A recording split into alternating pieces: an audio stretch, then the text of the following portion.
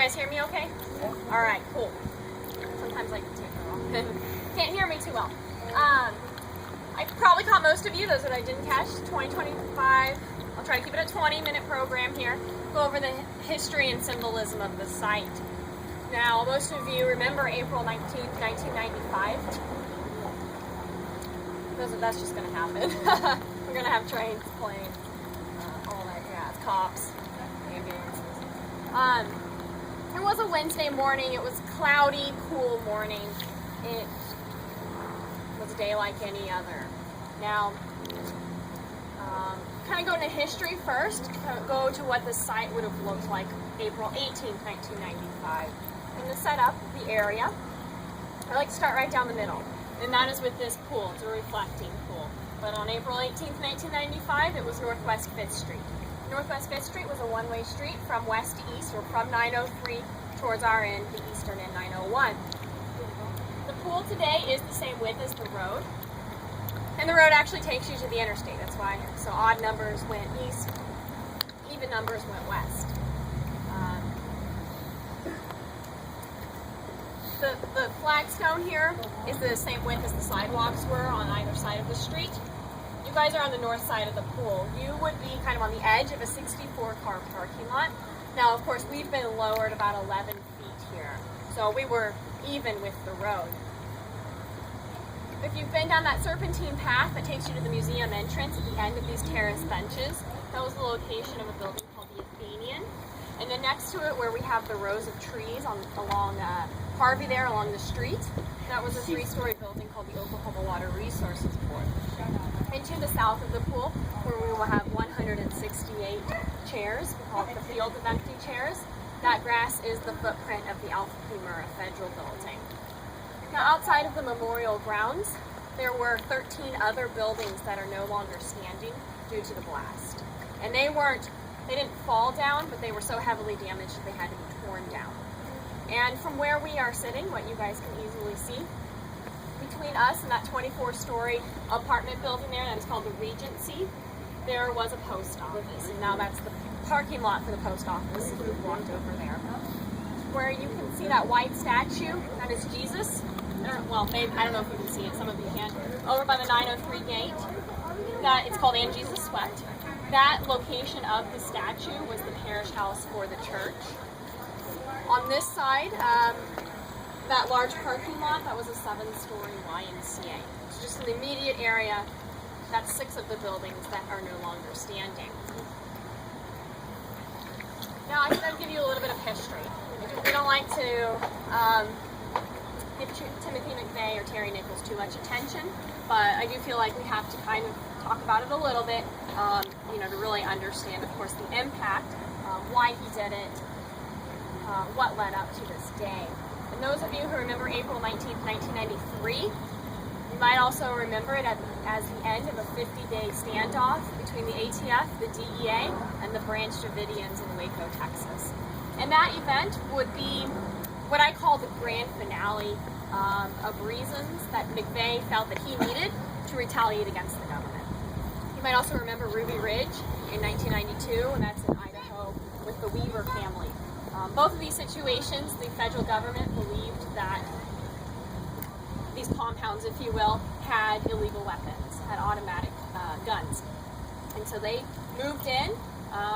In the case of Waco, it resulted in 83 deaths, and remember the tanks, the helicopters, and the burning of the compound.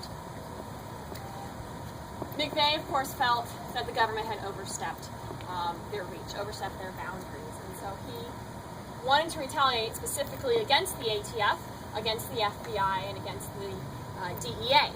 The Iacoe Federal Building had the ATF and the DEA, so that is why he chose this building. This particular building, also being in the heartland, people, in the Midwest we weren't quite on edge, if you will, as someone in Washington, D.C. or New York. Now, also remember, this is 2 years after the first World Trade Center with the parking garage, so they were still being very cautious as well. He knew, as silly as it sounds, he knew he'd be able to park in front of the building, that there wouldn't be traffic, that there would be that place for him. The building itself was very close to the street. It was all glass, so more damage to the building. And as I mentioned, this road takes you right to the interstate, so he could quickly be on his way after he set that fuse. Now to kind of bring you into that day, April 19th. Remember, we got a cool, cloudy day. Now imagine it's 8:57 a.m., so that is 5 minutes before the explosion. And he has that 20-foot Ryder truck McVeigh in front of that building there. And we know that because we have video footage of the truck. And it is at 8:57 a.m. that McVeigh lights the first fuse. He's there for about 3 minutes, and then he pulls forward behind the 903 gate to the intersection of 5th and Harvey. While at that stoplight, he lights a second fuse, 2 minutes before the blast. He has a second fuse, of course, should the first not ignite the bomb, kind of a fail-safe, if you will. Now he has 2 minutes to pull through, park about 5 trees down. He's in a loading zone or a drop-off zone. 5 trees down from 903 or 4 trees down from 901. Parks that truck at 9:01 a.m. He gets out, of course, quickly walks, if you will. Doesn't run, because he doesn't want to draw attention to himself, but he knows what's about to happen, so he's not exactly crawling. Goes across the street here, and at 9:02 a.m. that bomb goes off. He is, now mind you, there's a 7-story YMCA, so he's between 2 large buildings. He's kind of knocked to the ground. He gets back up, he gets to his getaway car, and he gets on the interstate. He is pulled over for not having a license plate on that car. He is arrested for having a gun and no permit. He's thrown in jail. Over the next 48 hours, the FBI traces the VIN to that Ryder truck back to Junction City, Kansas. It is there in Junction City, Kansas. Now, he's used an alias, of course, but they are able to identify him through a portrait as Timothy McVeigh. They realize he is already in jail on unrelated charges. Kind of fast forward through all of the illegal mumbo jumbo. He is executed on June 11, 2001 in Terre Haute, Indiana. And he is the first federal execution in almost 40 years, 38 years. Terry Nichols turned himself in that weekend, that Saturday, when he learned from the media that he was a suspect. And he is now serving 161 life sentences in a prison called Supermax or ADX, and that is in Florence, Colorado. Now I promise to get to symbolism, to the 8 elements here. This program is called Between the Gates of Time. So I have faith in you guys that you recognize 901, 903. We got the 2 times, and they are large gates. 901, minute before, 903, the minute after. All right, 902. We call 901 that minute of innocence, where the innocence of Oklahoma City is left behind. 901, it's on the east, because the sun rises on that new day, that new minute, every morning. 903, the minute of healing, and of course, the west end. And in between that minute of 902, when everything changes. Now, the actual space between these gates, you can see the stairs, it's a ramp on that end. So there's practical entrance, the kind of formal entrances to the building. Memorial, excuse me. But it's also what we call a silent space. So you guys, the traveler, the visitor, you can leave that outside the gates. You know, leave the stress of work, family, school, whatever it may be, outside of the gates. And be prepared to enter this memorial. And then what you learn inside of here, take it with you, but have that time to kind of process, to think about, to reflect on it as you're exiting. Now, directly in between the gates, as I mentioned, of course, we have this reflecting pool that used to be Northwest 5th Street. The pool today, it's only 3/4 of an inch deep, and that is the entire length across. There's about 70,000 gallons of water, and it's always recycling through that water in about 22 minutes. Now, I mentioned that because you can hear the water flowing over the edge. It goes all 4 ends here. That water, the sound of it falling on the ends there, is part of the symbolic element of the pool. We're Saturday morning here, but we're still downtown, and you guys know what downtown sounds like. It's pretty hectic. We got the traffic, we have people on their phones, we have planes and helicopters going by. But this water kind of sounds like a waterfall. It's peaceful, it's soothing, it's comforting. And so you get that nice almost white noise as you walk around the grounds. Second are the reflective properties we get from the pool. So you can see the reflection of people walking in the pool. You can see the reflection of the pine trees, of the chairs, maybe even downtown Oklahoma City. What is being reflected is always changing, but it's also reflecting the growth. I like to point out that really tall tower, Devon Energy, oil and gas. It's about a year old.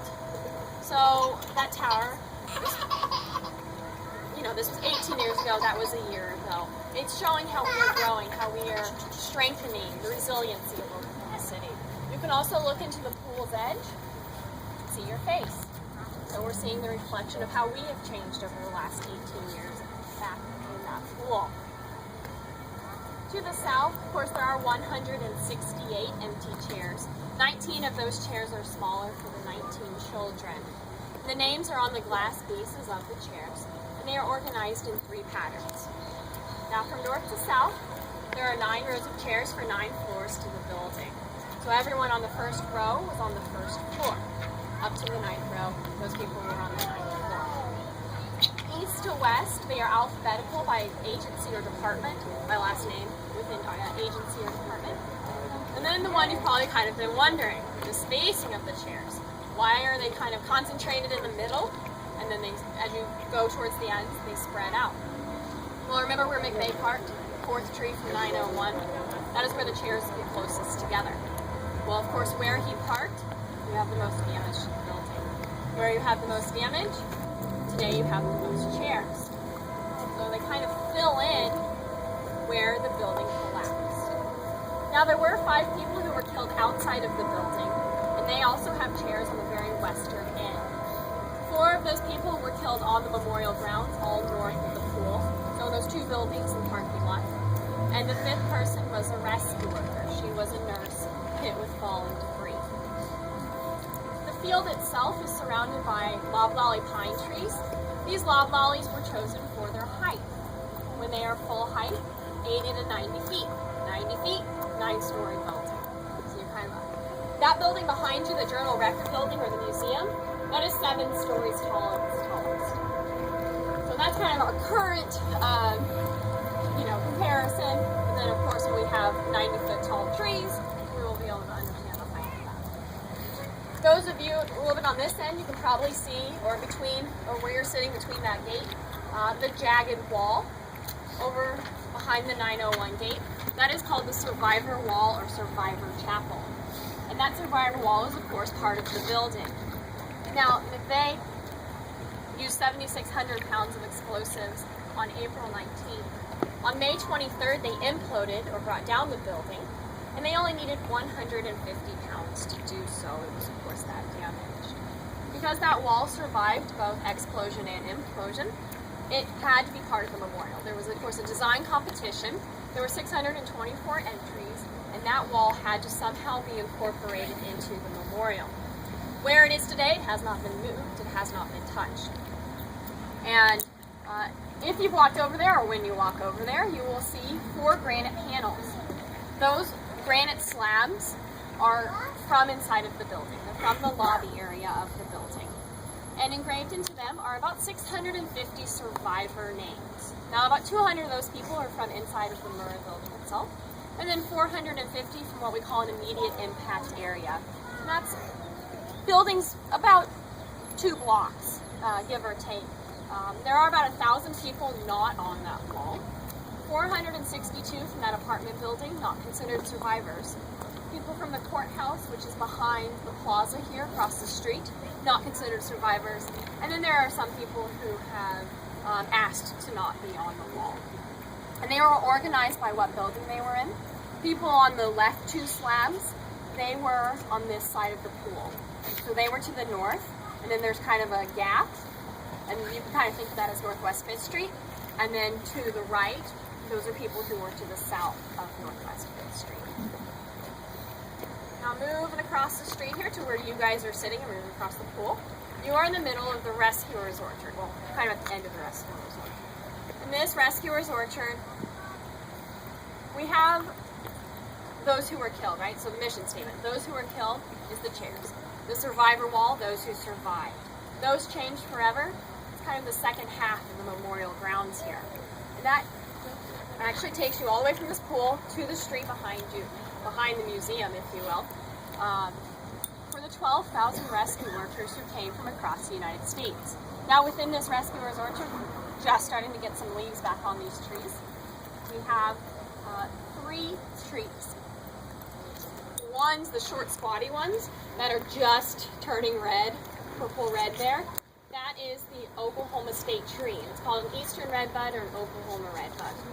And that Oklahoma redbud is planted a special location. It is closest to the large elm there called the survivor tree. And that is because it represents those Oklahoma rescue workers first on the scene. So think of all these trees as the rescue workers rushing in towards the survivor tree, towards the Murrah building. Who's here first? It's those Oklahomans. These other trees, right between you guys and then mostly over on the western end there, are Chinese pistache and Amur maple. So we have the anniversary in about a month. All of these trees, of course, will be in bloom. So we have that renewal every spring, every anniversary. And as I mentioned, 12,000 rescue workers from both Oklahoma and across the United States.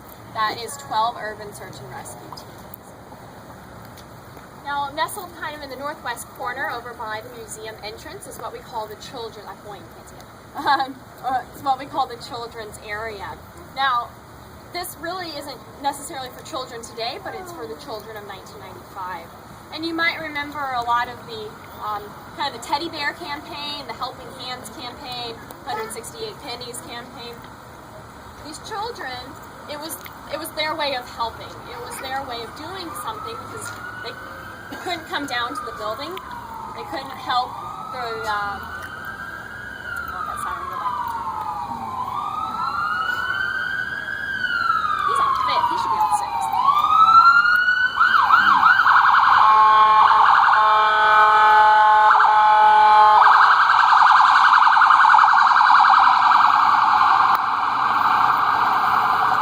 The joys of having a hospital. All right. They couldn't move the boulders, help the injured. So what they did, they started collecting those pennies and they started writing letters for the rescue workers. So at night, after 16, 18-hour days, the rescue workers would go home, their temporary home at the convention center, and they would go to their cots and they would have a piece of chocolate and a letter from a child. And they got to read this letter or see the picture every night. And that's what they kind of got to go to bed with a good thought or a good memory. And so some of those letters have been kind of transcribed onto tiles, and we have those tiles over there in front of the museum. On the other side, we have handprints. And those handprints, as I mentioned, the Helping Hands campaign. Children also started sending in their handprints. Well, we have a way of leaving your handprint on the memorial today. And all you have to do is put your hand in this pool, and you can hold it on a gate. Either gate, just hold it there for 3 seconds. In the pool, hold it on the gate, and take it off after 3 seconds. And you can probably see lots of handprints over here, at least a couple of you up front. Everyone comes and does this, a couple hundred times a day. And then if you come back, you probably will drive back through, I don't know, you're all from different places, but you will probably be in Oklahoma City at some point again. And if you're on the memorial grounds, you can remember where your handprint is. Now outside of that 903 gate, we have a 200-foot original section of the memorial fence, 100 feet on either side. And this fence was actually moved into its location by family members and survivors. Now on that fence, some items are old, some items were probably left there this morning. Those older items, they're original, they've been left by family members or they've been left by survivors. And a lot of them are wreaths with notes and photos, letters or poems to the loved ones. A lot of the newer items, they might not make sense. Like, why would you leave a key or why would you leave your sunglasses? Well, you guys might not be planning on leaving something on that fence, but then while you're here, you decide to. So what do you have with you? You're traveling. You leave something that you have on you. But it means something to you to leave it here for the people of Oklahoma City. So we actually clean off the fence about every 3 months. I think they've done so recently since we do have anniversary marathon coming up and lots of medals would be left there. But also know, like, why would we leave a gross weathered item on there? That's because it's 17 years old. Now the last thing I'm going to talk about, have you guys turn real quick. I already mentioned her a little bit. She's that 100-year-old American elm, today called the survivor tree.